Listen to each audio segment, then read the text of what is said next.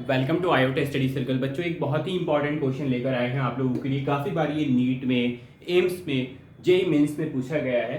चलिए इस क्वेश्चन को देखते हैं। क्वेश्चन में क्या कहा आपसे, the displacement x of A particle varies with time. किसी पार्टिकल का डिस्प्लेसमेंट एक्स जो है वो टाइम के साथ वेरी करता है।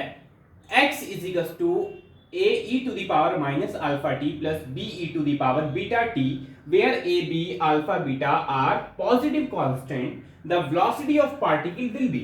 आपसे पूछा है बच्चों, अगर आपके पास डिस्प्लेसमेंट की इक्वेशन गिवन है a e to the power minus alpha t plus b e to the power beta t, और यहां पर a, b, alpha, beta आपके पास पॉजिटिव कांस्टेंट है, तो वेलोसिटी क्या रहेगी पार्टिकल्स की? इंडिपेंडेंट होगी बीटा के ऊपर, जीरो हो जाएगी जब alpha is equal to beta होगा, या डिक्रीज होगी टाइम के साथ, या बच्चों इंक्रीज होगी टाइम के साथ। तो चलिए देखते हैं। हम डिस्प्लेसमेंट की इक्वेशंस को लिखते हैं। x is equal to a e to the power minus alpha t plus b e to the power beta t, ये हमारे पास डिस्प्लेसमेंट की इक्वेशन है। अब यहां से हमें सबसे पहले वेलोसिटी कैलकुलेट करनी होगी। तो चलिए इसको वेलोसिटी कैलकुलेट करने के लिए इस इक्वेशन को हम बच्चों क्या करेंगे, डिस्प्लेसमेंट को टाइम के साथ डिफरेंशिएट कर देंगे तो हमारे पास वेलोसिटी मिल जाएगी। इस इक्वेशन को बच्चों टाइम के रेस्पेक्ट में डिफरेंशिएट कर दो, यानी d अपॉन dt ले लो दोनों side. d upon dt of x is equal to d upon dt of a e to the power minus alpha t plus d upon dt of b e to the power beta t। बहुत बढ़िया। तो बच्चों ये हो जाएगा dx by dt is equal to, यहां पर a हमारे पास कांस्टेंट है, a बाहर आ जाएगा, डिफरेंशिएशन में बचेगा d upon dt e raise to the power minus alpha t। यहां से बच्चों b कांस्टेंट है, बाहर आ जाएगा, डिफरेंशिएशन में बचेगा d upon dt e raise to the power beta t।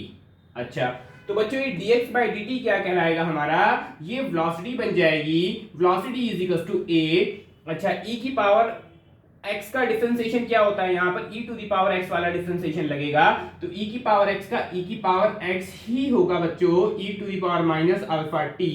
और बच्चों फिर हम पावर का भी करेंगे, यहाँ पर चैन रूल लगेगा, d अपॉन dt में बच्चों हम माइनस अल्फा t का भी डिफरेंशिएशन करेंगे।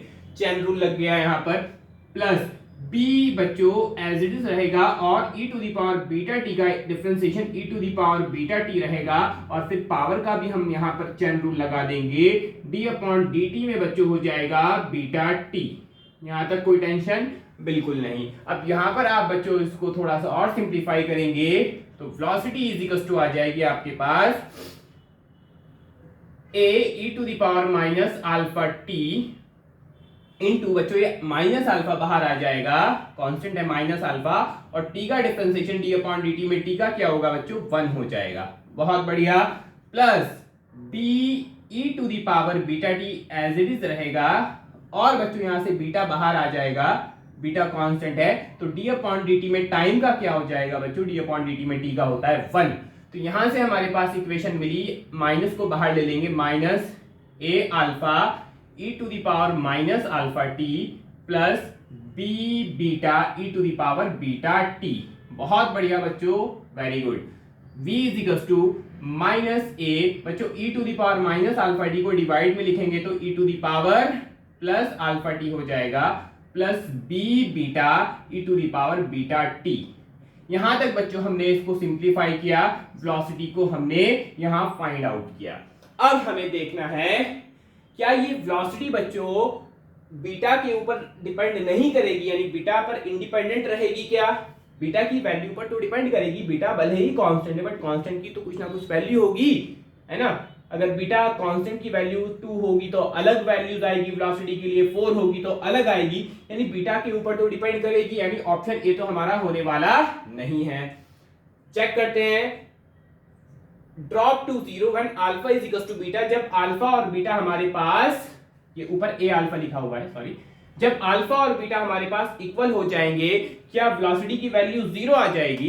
तो चलिए चेक करते हैं। अगर मैं यहां पर बच्चों अल्फा की जगह बीटा रख देता हूं तो minus A beta divided by E to the power beta T plus B beta E to the power beta T कहां कैंसिल आउट हो रहे हैं? कैंसिल आउट क्यों नहीं होंगे? क्योंकि बच्चों यहां पर ए और बी भी है, ए और बी यहां पर दो डिफरेंट वेरिएबल है, इसलिए अल्फा, अगर अल्फा की प्लेस पर अगर मैं बीटा रख देता हूं तब भी ये दोनों टर्म्स हमारी कैंसिल आउट नहीं होगी, तो वेलोसिटी आपकी जीरो नहीं होने वाली। तो ऑप्शन बी भी आपका नहीं हो पाएगा।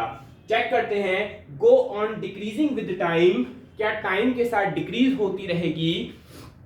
अच्छा, तो चलिए टाइम को अगर बच्चों में इंक्रीज करता हूं, ध्यान से सुनो, अगर मैं टाइम की वैल्यू यानी इंक्रीज करूंगा तो यहां पर क्या होगा, डिनोमिनेटर हमारा इंक्रीज होगा। यहां से पहले यहां से समझो, टाइम की वैल्यू इंक्रीज करूंगा तो बच्चों इस वाले फैक्टर का रिजल्ट ज्यादा आएगा, ये वाला फैक्टर तो इंक्रीज होगा। बट आपके माइंड में कंफ्यूजन होगा, अगर टाइम की वैल्यू इंक्रीज करूंगा ये वाला तो इंक्रीज होगा, क्या ये वाला डिक्रीज होगा? ये वाला डिक्रीज नहीं होगा।